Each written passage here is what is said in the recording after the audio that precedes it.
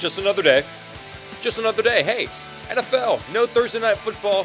Hey, thankfully there is Saturday football as we're getting closer and closer to the wild card round of the NFL playoffs. But just another day.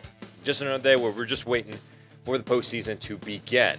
But we're going to get you guys covered and prepared for the postseason with some weekly picks that we have for you every single Thursday that we took a poll on Instagram. You guys, the viewers, have voted.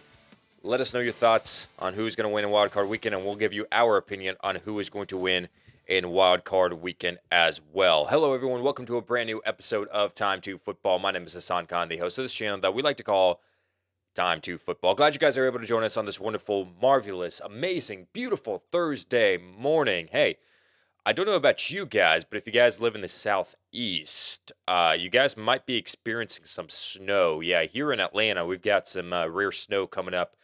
Probably Friday night, Saturday, Sunday, something like that. So we're shutting everything down. That's how it works in the South. Oh, it snowed up. Shut it down. Shut it down. I know that the North makes fun of the South for like, oh, you can't even deal with the snow. Well, there's been times where businesses have closed when it's been 90 degrees and it's a heat wave up north. I'm not even joking. So who's a pansy now? Who is not the pansy is actually Brian Flores and Doug Pederson. Probably two of the best head coaching candidates out there. We've been talking about head coaching candidates. We've been talking about who's been requested to get interviewed, which teams are interested in which candidates. And that's actually, as a matter of fact, that's what I want to talk about with our question of the day. I wanted to ask you guys and get your opinions out of Brian Flores and Doug Pederson. Who would you rather have as a head coach? That's the question of the day. I mean, if you guys are joining us on YouTube, live streaming, leave your thoughts and your comments down below. If you guys are joining us on the podcast app, hit us up on social media at Time2Football on any social media platform. You'll find us and let us know. Brian Flores, great track record, has 2 winning seasons out of 3 seasons, has turned this team around, going from 1-7 to eventually finishing with a winning season with the Miami Dolphins. And then also being a tiebreaker away from making the AFC playoffs last year. Whereas Doug Pederson, we all know his resume, Super Bowl champion, was able to do such great work with Carson Wentz, with Nick Foles, was able to persevere whenever his team was injured. So, yeah, let us know your thoughts and your opinions. Because I honestly struggled with this. I had no idea really who I would want to personally lean towards as the better one. I guess I'm leaning towards Doug Pederson. I know they're kind of like offensive minded, defensive minded, like they're both different in that sense. But from what I hear, as far as like, okay, well, maybe Brian Flores is not the players coach that we thought he was, with him essentially getting fired because of the rumors of the relationships that he's had with his players, with Tagovailoa and his general manager, as well as Doug Pederson. He got let go because the Eagles were pressuring him to get rid of some of the people on his staff, and he's loyal to his staff. So he's like, no, I'm not doing that. It's like, all right, well, you're gone. So the fact that he does that and he's known, has a great track record of being a player's coach, I think Doug Pederson would be the best candidate out of all these head coaching candidates. But yeah, definitely leave your thoughts and your comments and your opinions down below. Between Brian Flores and Doug Pederson, who would you say is the best head coaching candidate out there? And you may say it's even Kellen Moore or someone else that we're not even thinking of, but I'd love to hear your thoughts and your opinions on that. We got Reflex Scuderi, saying, morning, man. Reflect with a 1. Good morning to you. Thank you for joining us for this wonderful, wonderful live stream. NFL news and notes that we have for you today as of Thursday, January 13th, 2022. So a Wednesday has passed, which is good for us because now that Wednesday has passed, we know who's been limited, who didn't participate in practice, because Wednesday is when most teams begin the practice sessions. Now, for those guys that played or are playing on Saturday, the Bengals, the Raiders, the Bills, the Patriots, those guys started practice on Tuesday because it's a day earlier. So for them, we already know some practice news, and for other teams as well, they logged their first practice session, which we're going to get you updates on all of that and who's out for the teams going into Wild Card Weekend. Big news, if you have been following the NFL for the last decade, I would say. Maybe like the early 2010s, late 2000s. This is when he broke into the league and has had a remarkable career for the then St. Louis Rams, transitioning over to the LA Rams. He's back, baby. Eric Weddle is back on the LA Rams. Let me repeat that in case you missed the news. Eric Weddle, all-pro safety, multiple Pro Bowls, back on the LA Rams. He's a fan favorite. Starting safety Jordan Fuller suffered an injury, so the Rams went to the back of their playbook, decided to give a contract offer to Eric Weddle. I mean, they feel like he's healthy enough, like he's conditioned enough.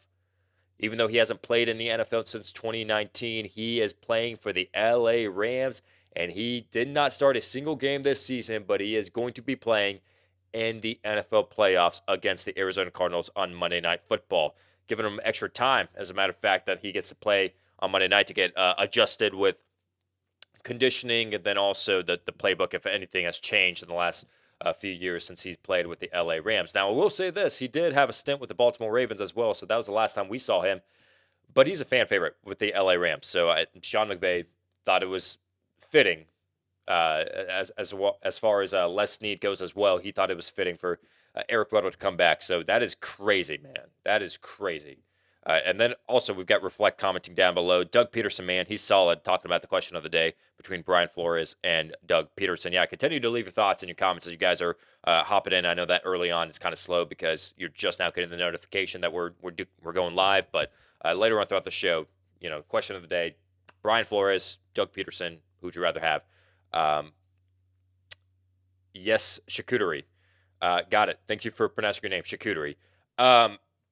Yeah, Eric Weddle, he's back. Eric Weddle is definitely back. Now, this is interesting news. If we want to talk about former players, former safeties making a return, I mean, he's part of the NFL organization right now, but let's talk about Adrian Wilson, all-pro safety as well. Had a very good career with the Arizona Cardinals. He is the vice president for pro scouting for the Arizona Cardinals currently. He is in consideration of being a general manager for the New York Giants. The Giants are going to interview general manager positions or general manager candidates for their open position, because of David Gettleman getting, or he didn't get canned. He actually retired. So smart move, by the way. That was genius by him. He retired, and Adrian Wilson's now a candidate to be the general manager for the New York Giants. This kind of reminds me of John Lynch, who didn't really have general manager or even front office experience. But on the other hand, Adrian Wilson does have front office experience. He's been a part of the Arizona Cardinals, I feel like, since 2015 in the front office. I think it was in 2015 he got a job with the Arizona Cardinals, and then he got promoted in 2018. So he's got a few years under his belt after his playing career. So, that makes perfect sense. And even John Lynch, even though he didn't have front office executive experience, he's been doing a good job with his general manager position, has brought in some very, very good talent over the years for the San Francisco 49ers. And then you have Mike Mayock as well, who didn't have any front office experience, but he was just an NFL analyst on an NFL Network. And we'll say what you want about Mike Mayock. You could say he's a good general manager. You could say he's a bad general manager. I'll leave that to you, depending on how you view that. The talent that he's brought in. But yeah, that's the opinion on that as far as Adrian Wilson and the New York Giants. We've got Reflect commenting down below as well. I've been losing bad on prop bets. Any suggestions? Okay, I'm going to talk about this on Friday. So for you guys that tune into the Prize Picks and the Prediction Strike segment as well, I won a lot of money. But last week, I had an off week. Dude, oh my gosh. I'm sorry if I told you guys to pick the props last week, because like the weeks before that, I think I was like 4 out of 6 correct. 4 out of 6 correct. 5 out of 6 correct. And then last week, I think I only got like 2 out of 6 correct. So I did end up losing a little bit of money for some people. But hopefully wild card weekend, and we can get back into the swing of things. I'll actually have a strategy for you guys tomorrow on tomorrow's show. Talking about Prize Picks and the bets that you can make on the prop bets. regarding wildcard weekends. So since the competition has upped in the NFL playoffs, more than likely for wildcard weekend, you can choose the unders more so than the overs because the competition is stiffer. The defenses are tougher. So more than likely, you can choose the under on those Prize Picks projections. If you do play on Prize Picks, I don't know where you play, but I'm going to be talking about that tomorrow because I haven't done any research just yet on like Prize Picks website. But I'll be prepared for tomorrow's show. And if you don't want to stick around for tomorrow's show, we'll split that segment up and put it out later on Friday afternoon. So be on the lookout for that. Scuderi. Thanks for the clarity. All right.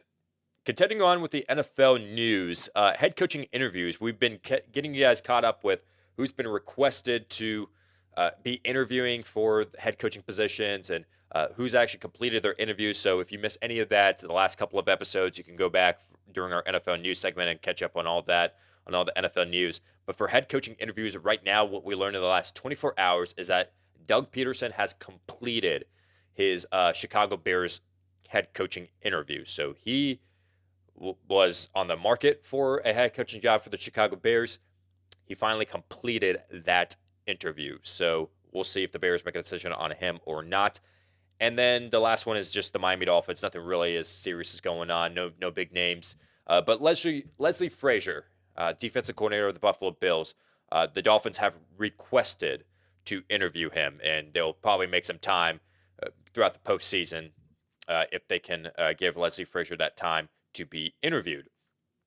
That's just the update on the head coaching market. Now, injury news. Going into wildcard weekend, who's in, who's out, who's limited, who did not participate in practice.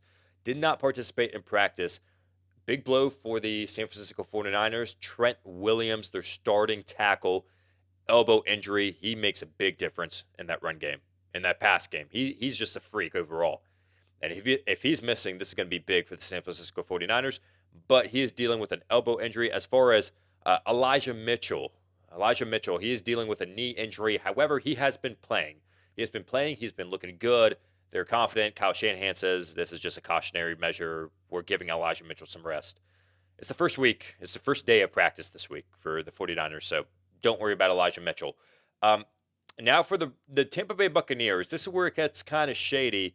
Brashad Perriman, he's dealing with a hip injury. He was limited. We don't know for sure if he's going to be playing, but Brashad Perriman is a candidate to potentially return. He might be questionable going into this game against the Philadelphia Eagles. Now, Mike Evans, on the other hand, optimism for him. Hamstring injury, but he's been dealing with his hamstring injury since week 15. He's been able to play.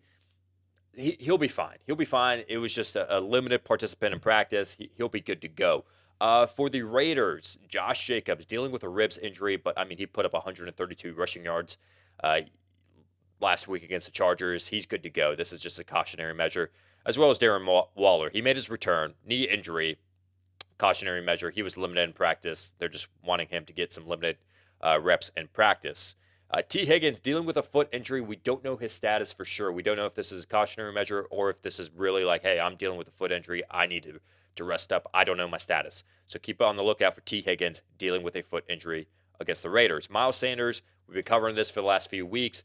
They decided not to place him on injured reserve. Nick Sirianni says that he's hopeful that Miles Sanders can return against the Tampa Bay Buccaneers. Would be a big boost for that lethal rushing attack. Miles Sanders was limited in practice with a hand injury. Damian Harris, hamstring injury, but this is also cautionary. He has been playing, splitting with Ramondre Stevenson. He should be good to go this weekend against the Buffalo Bills. Jacoby Myers is dealing with a thigh injury. He is limited in practice. I think he's been dealing with this thigh injury for some time. I think he should be fine. If I'm not mistaken. The big name here, as far as the Kansas City Chiefs go, Tyreek Hill. Okay, so in case you missed it, week 18, he dealt with a heel injury in pregame warmups. He hurt this. The Chiefs were like, nah, I mean, we could play for the number 2 seed. We might get the number 1 seed if we beat the Denver Broncos and the Titans lose. But we really don't have too much to risk at this point. So Tyreek Hill was on a limited snap count because he hurt his heel on Saturday, this past Saturday against the Denver Broncos, not in the game, but during pregame warmups. So he was limited in practice. I think he should be fine. If I had to put my finger on it, I think he should be good. But yeah, Tyreek Hill is dealing with a heel injury. Clyde Edwards-Helaire is dealing with a shoulder injury, that collarbone, shoulder area that's kept him out for the last couple of games. Darrell Williams has been taken over, but Darrell Williams, we'll get to him in a second, is also dealing with an injury. Clyde Edwards-Helaire did return to practice, thankfully for the Kansas City Chiefs. He could return as soon as this week for the Kansas City Chiefs. Darrell Williams is dealing with a toe injury. He was limited in practice. If Edwards-Helaire, if Darrell Williams can't go, the RB1 for the Kansas City Chiefs, which we saw against the Denver Broncos, was Derek Gore with a little bit of Jerick McKinnon mixed in there as well, the Georgia Southern product who played for the Minnesota Vikings as well. Got injured for the San Francisco 49ers, did not really do much damage with them. But, yeah, that's the news on him. Cole saying, any news with Damian Harris? Yeah, if you just tuned in, I just went over Damian Harris. He is dealing with a hamstring injury, but it's just a cautionary measure that they kept him limited in practice. He should be fine. I am like 95% sure that he's going to be playing this weekend. It's wild card weekend, you know, nothing to lose. Like, let's just go out there and let's just play. Carl saying, morning, Carl. Thank you for joining in. I appreciate that. Reflect asking, where's the super chat so I can tip? I know you don't ask, but I'd like to throw you something. I won my league with your help. First, I play on Sleeper. Thanks, man. Hey, Reflect, you know, first of all, congratulations. That's you winning your league, man. That's not me. Like, I'm just a guy with a YouTube channel and a microphone. Like, I just give my advice. Like, that's, you know, it's whatever. Like, you're the one that drafted your team. You're the one that set your lineup. You're the one that made those decisions on the waivers, on the trades, whatever. You won. As far as a tip goes, don't worry about it, dude. Like, I try to get as many, like, obviously you can see right now, like, not a lot of people are tuning in. So I have the time to, you know, come in and answer any sort of questions that you guys may have. I know that you want to be like, oh yeah, you're nice. Like, you know, give me some money, which I appreciate. Like, but I don't need money. Like, I'm financially, I'm fine. Like, I make money through sponsors talking on the show. So I don't beg for money from the viewers. You guys view the content for free. If you want to watch it, watch it. If you don't have to watch it. But yeah, I appreciate that. That means a lot. So, but thank you for tuning in. What you can do to help and support this channel is just subscribe and watch the videos. That's it. If you're interested in the videos, just watch them. That's it. Like, it goes a long way in just supporting this channel. Let me get back to injury news. I think the last one that was limited in practice was Tony Pollard. He's dealing with a foot injury. He was out last week. It didn't matter for the Dallas Cowboys. I mean, they had like 3 freaking running backs score touchdowns. They had Ezekiel Elliott. Did he score a touchdown? I don't know, but he did amazing, right? Then you had Corey Clement score a touchdown, and then something Hardy. I could be butchering his name. It's not Jamarcus. It starts with a J. If anyone knows, like, he's a 4th string running back on the Dallas Cowboys, but he scored a touchdown. So the running game is fine, right? Tony Pollard, he's dealing with a foot injury. He was limited in practice. He could be returning for the Dallas Cowboys as soon as this weekend against the San Francisco 49ers. J.J. Watt, okay. Dude, if you clicked on this video and you saw the thumbnails for this video, J.J. Watt, why is he the thumbnail? Well, he got activated off of injured reserve. Dude, I thought this season was over for him. Nah, dude, this man's bionic. He's bionic. It does not matter. J.J. Watt could be making his return for the Arizona Cardinals in wild card weekend. Now, he's non-committal. He says, I don't know for sure. He was activated last week in Week 18, did not play in Week 18, so you'd expect him to make his return in Week 19, wild card weekend, but he said he's non-committal. So we'll see for sure if J.J. Watt can be playing. Ronald Jones is dealing with an ankle injury, and Cyril Grayson is dealing with a hamstring injury. They are both doubtful for this weekend. Okay, that is big blow for the Tampa Bay Buccaneers. Mike Evans, Bruce Arians has said that he's been on a limited snap count because of that hamstring injury. Hopefully he's good to go and he can play in full this weekend. You've got Chris Godwin already out with an ACL. Antonio Brown doing Antonio Brown things. He's gone. And now Cyril Grayson, people thought was going to be stepping up as the number 2 receiver. Now he's doubtful. And now you've got Scottie Miller, Tyler Johnson, these guys stepping in to be the number 2 receiver for the Tampa Bay Buccaneers. However, I will say Scottie Miller had a great postseason run last year. We might see the same thing out of Scottie Miller. He's just so fast. He's so quick, and he's so good with that chemistry with Tom Brady. Joe Burrow, he was a full participant. I'm mentioning this because week 17 against the Kansas City Chiefs in the third to last play, he was in, suffered a knee injury. He came out, Brandon Allen took a knee, and then the final play, it was a game-winning field goal by Evan McPherson. He has a knee injury. He should be good to go. He practiced in full. Don't worry about it. They rested him in week 18. He could have gone back into the game against the Kansas City Chiefs if he could. They just gave him an extra week of rest. He is good to go. Joe Burrow, nothing to worry about. And then finally, Emmanuel Sanders was a full participant for the Buffalo Bills, dealing with a knee injury. He should be good to go for the Buffalo Bills this weekend. Cole asking, just curious how you think the weather in Buffalo will affect the Patriots' offensive strategy. But I mean, I haven't had a chance to look at the weather. Is it going to be snowing? It's going to be windy. I have no idea. But if weather is a factor, oh my goodness, watch out for the Patriots. Watch out for them. I know the Buffalo Bills are the favorites to win in this game. The Bills, however, we saw what happened.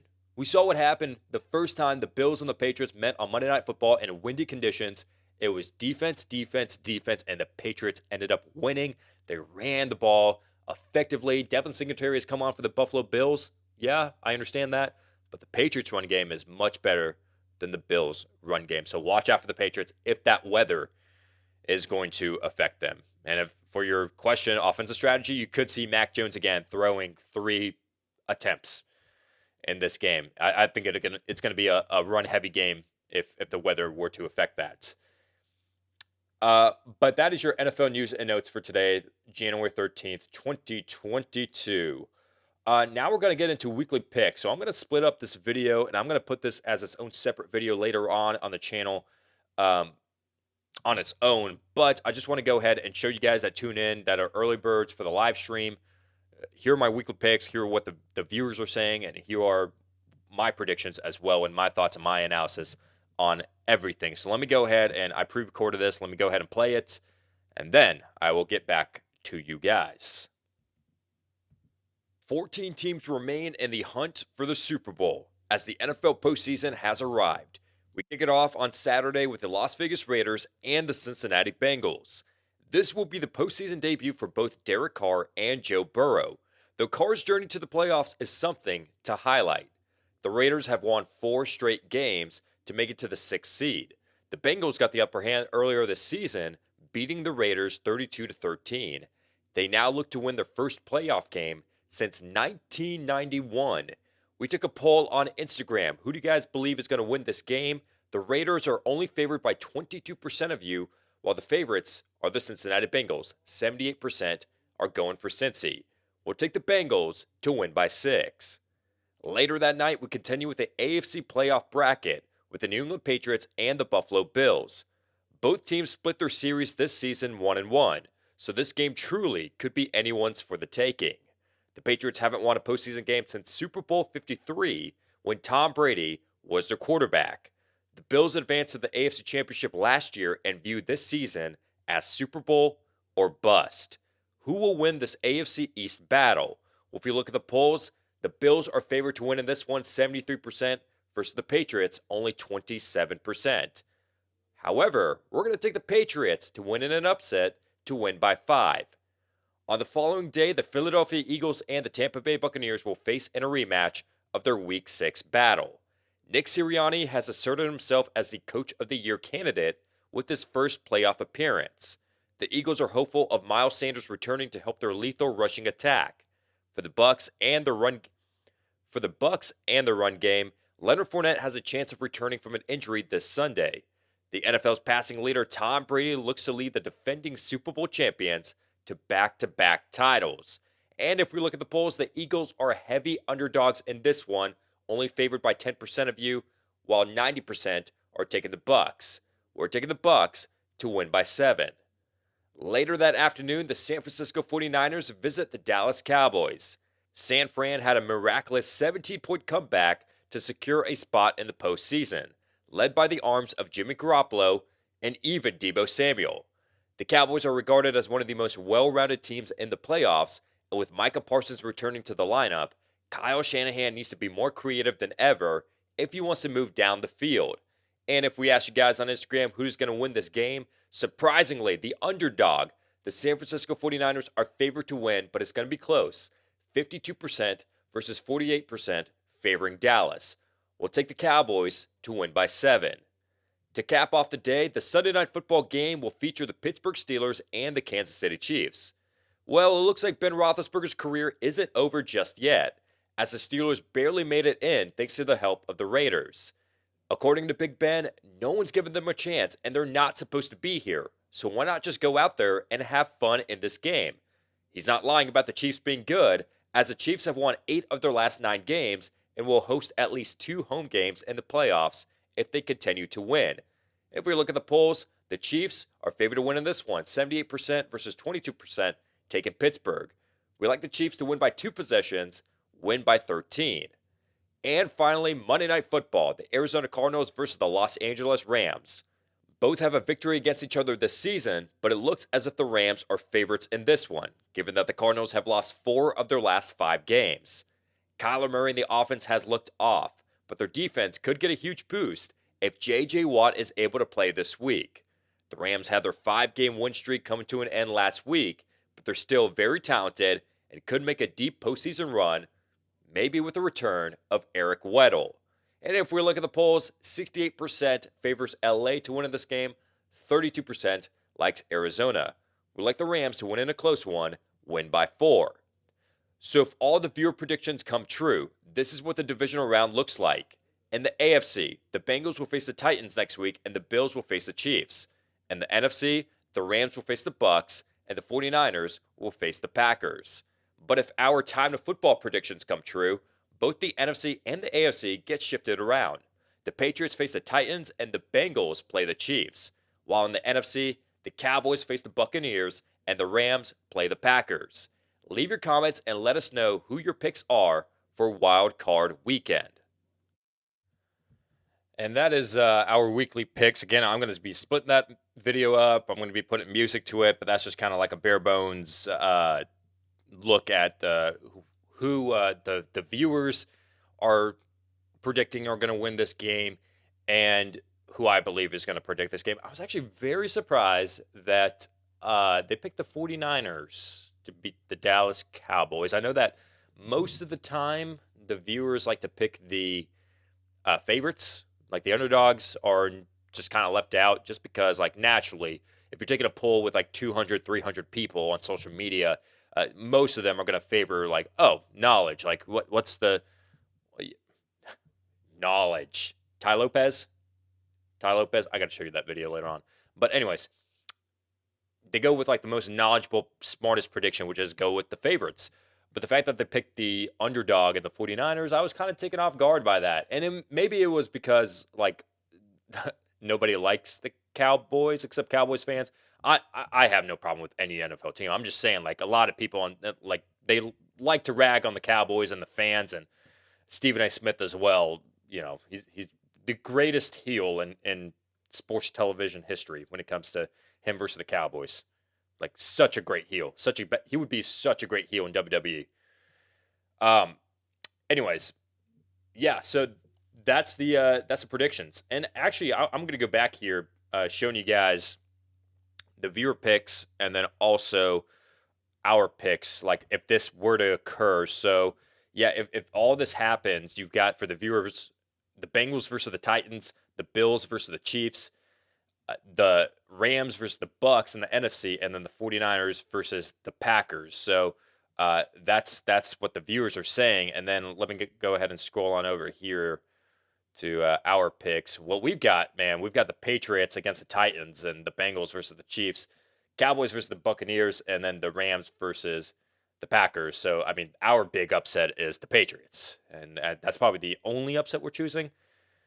But the upset for the viewers is the 49ers. So, yeah, it'll be interesting. I think it's going to be very tight and contested, each of these games. I don't think, like, you know, there's the exception of, like, maybe the Steelers and the Chiefs. I don't want to rule out the Steelers. Like, anything could happen, right? But I think that's one of the more games that's like, okay, well, we kind of, most of us all agree, like maybe the Chiefs are going to win this game. But then there's others like the Bengals and the Raiders. I was going back and forth. I had no idea who was going to win that game. Patriots and Bills, I'm going back and forth. Even Cowboys and 49ers, I'm kind of going back and forth, but I'm favoring Cowboys. But yeah, I'd love to hear your thoughts. And actually, as a matter of fact, let's go ahead and tune in with the live chat and see what you guys are saying. And because I'm talking way too much. So let's go ahead and see what you guys are saying, and let's let you guys talk. All right. Gary Santos saying, I'm taking the Patriots and Raiders. And you got some money on the line as well. I'm okay. You know, I was so close to picking the Raiders too because I was actually sitting there because my hot brunette wife, which is very, very hot, that she likes to watch football with me, which is amazing. Get you a girl that will develop the same interests as you. She's not interested. Like, she can miss football, whereas me, I'm like, I gotta watch every freaking game. But she's gotten invested since I'm like really into it. She's like, all right, like I guess I'll get into it as well. And so she's like, when I ask those polls on social media, she's like, oh, I love this polls. I love these polls. Like, oh, the Raiders, Bengals, I like both of them. I'm like, I know, I do too. Like, I don't know who I'm gonna pick. And she finally went with the Bengals, I think. And I was like, yeah, I got to go with the Bengals. But like, I wish they didn't face in the wild card. I wish it was like the Bengals and the Steelers or whoever, or the Chargers, and then the Raiders face someone else, so that like maybe the Bengals and the Raiders could both advance, because I like both of them, man. I really do. And I think the Bengals are the favorites over them, but yeah, could go either way. Reflecting, I think Patriots will be going with their conservative passing attack, game managing. The Bills will never have the ball. Yeah, I think you got to go back to the drawing board and see what worked for Bill Belichick back in week one. Not week one, but like the first week that they played. And then the second time that they played, he probably did want to go down that strategy, but the fact that the wind and the weather was not in his favor, it did affect things a little bit. However, this time around, I mean, we're saying that there's going to be weather issues there. So, is it just like the north? Is it just the east at this point, like north and south? Because at the top of the show, I mentioned like the southeast down here in Atlanta. We're gonna get some snow this weekend. So up there in Orchard Park, there's probably some snow as well. I mean, well, we're gonna have to see for sure if that happens or not. But yeah, the weather could be a big factor in the Patriots and their game plan. I like Mac Jones, and I think he's going to be super good under the Patriots. But the wide receiver, what wide receiver is available for them? Yeah, Jacoby Myers is a little bit banged up. I don't know the status on Kendrick Bourne. Nelson Aguilar, I know that recently he's been dealing with an injury. But I think Jacoby Myers should be fine. I mean, he went for, if I'm not mistaken, 6 out of 8 for 70 yards. How the heck do I know that off the top of my head? I don't know. But 6 out of 8, 6 receptions out of 8 targets for 70 yards in week 18.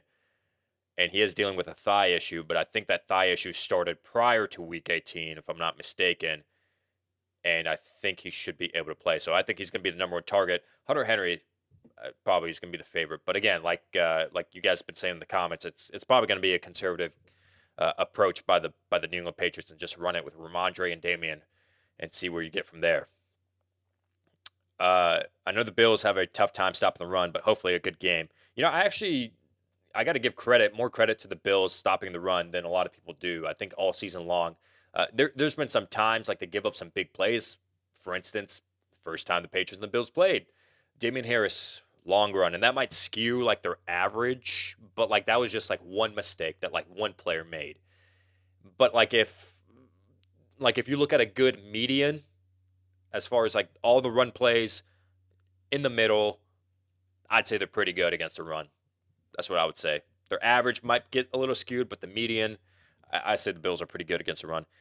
Carl saying, I'm a huge Cowboys fan, but IDK about playing the Niners. Ugh, LOL. Yeah.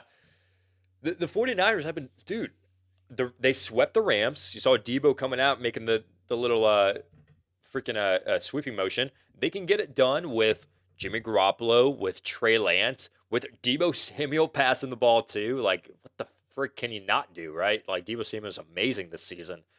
But I mean, I got to go with the Cowboys in this just because they're just the most well-rounded team. Like, and I know I came out with this video a week ago, 2 weeks ago. You can go back on our channel and search for it. Like, I came out with the 5 most well-rounded teams, and number one was the Dallas Cowboys, just because offensive line, quarterback, running back, wide receivers, defense, like they're good everywhere.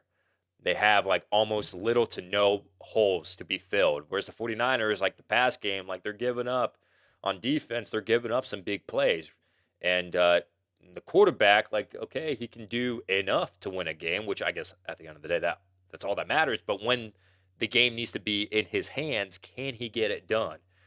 So I do like the Cowboys over the 49ers in that aspect. I just think they're the most talented team out of the two. But yeah, the 49ers play tough, like sweeping the Rams, which is not an average football team. They're very good. The Rams are. So beating them says a lot. French saying the Cowboys lose. The Niners beating the Cowboys to me is not an upset. Yeah, okay. I think the 49ers are 4-point underdogs. So it's not that bad. But the Cowboys are technically, I guess, the favorites.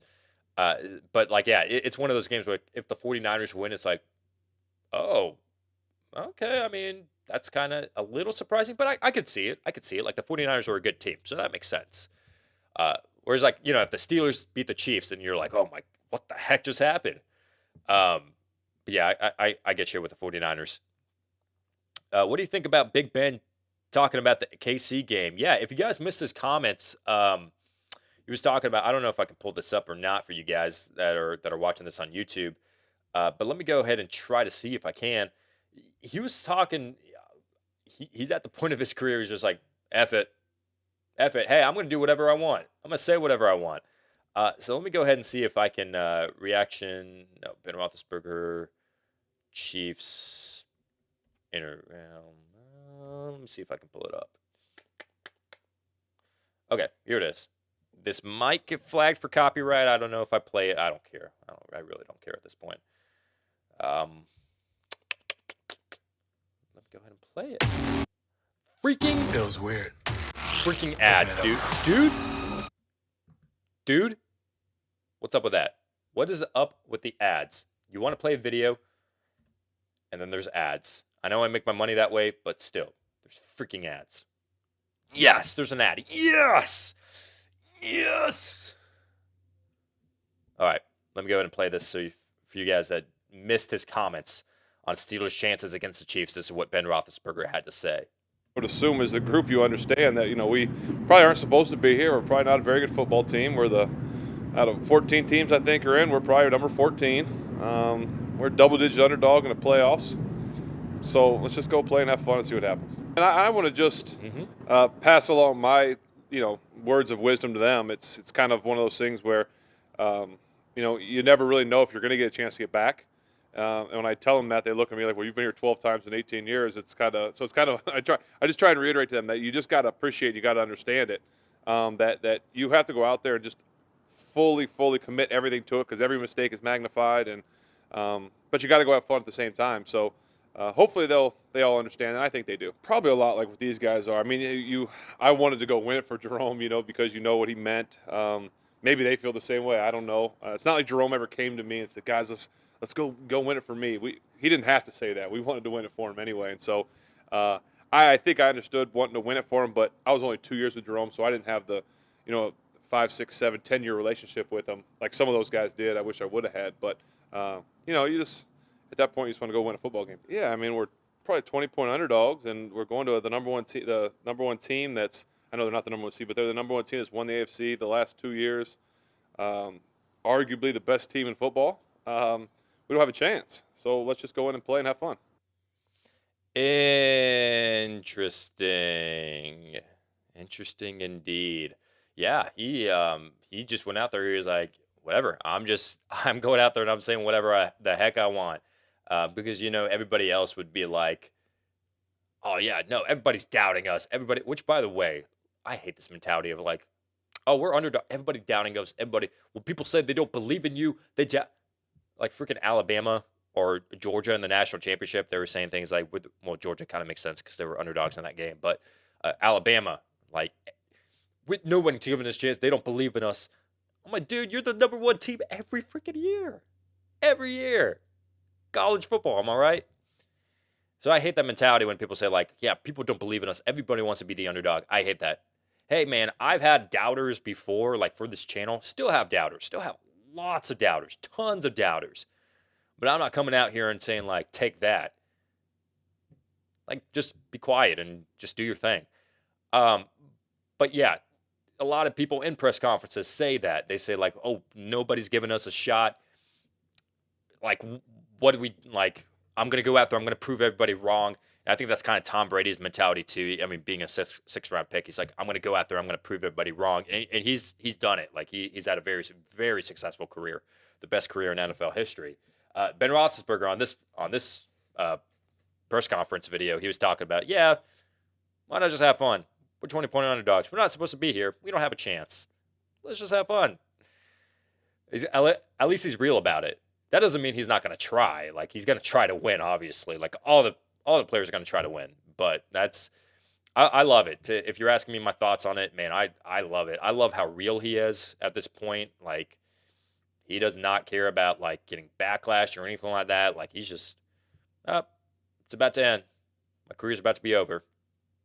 Just going to have fun with it. I love that about Big Ben. Let's see what else you guys are saying. The Niners have 4-4 versus playoff teams this year, and the Cowboys went 3-4 versus playoff teams. Oh, hey, French, good point, because you're favoring the Niners in this game. Cole's talking about the Bills having single-degree weather with minimal wind in Buffalo. Ooh. Okay, well, it's going to be cold.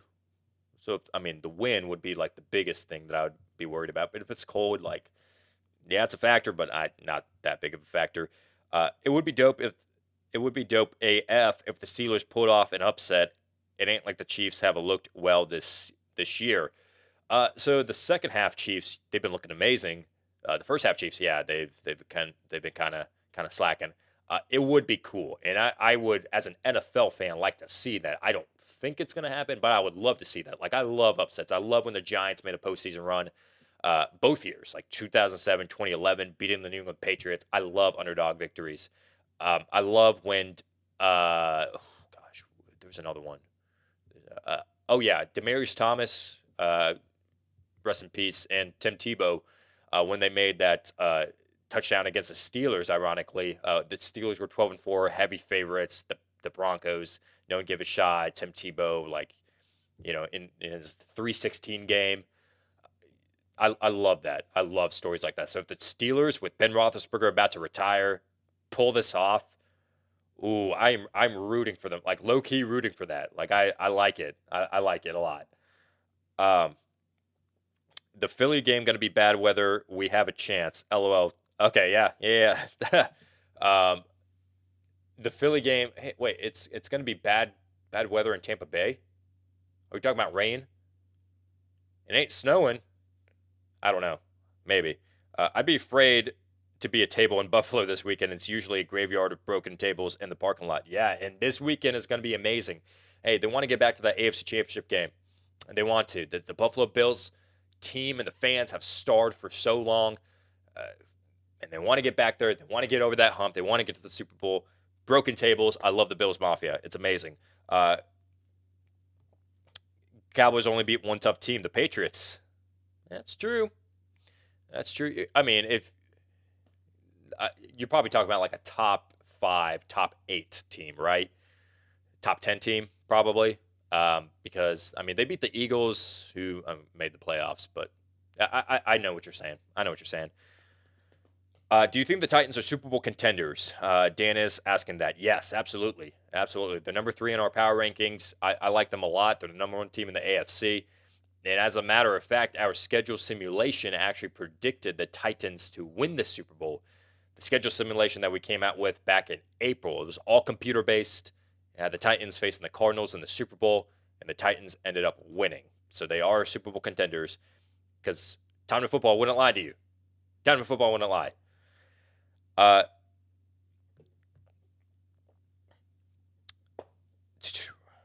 You guys are talking about the Cowboys. The Cowboys beat the Eagles twice, and even though the Eagles made the playoffs, everyone knows that they weren't to be taken seriously this year. That the Eagles have had their struggles. Yeah, they truly are a true wild card team, if I had to say that. Like, kind of like, probably not to the extent of like the Bears making the wild card spot because of the 7th seed last year. I mean, I think that was probably one of the worst playoff teams that we've seen in like the last 5 years or so. The Eagles are slightly better than that, but they do belong in that wild card kind of category and not really up with the upper dogs. And hopefully they can pull off some upsets, and we'll see from if the Eagles can do anything. Did you see what Najee said about it on the post he deleted? LOL. Oh, no, I didn't. Are you talking about Ben Roethlisberger? I didn't see that. If you're still tuning in, I'd love to hear your thoughts and your opinions and see what he said, because I mean, it's deleted. It's out. It's probably out there in the world, but I mean, I didn't have a chance to see that.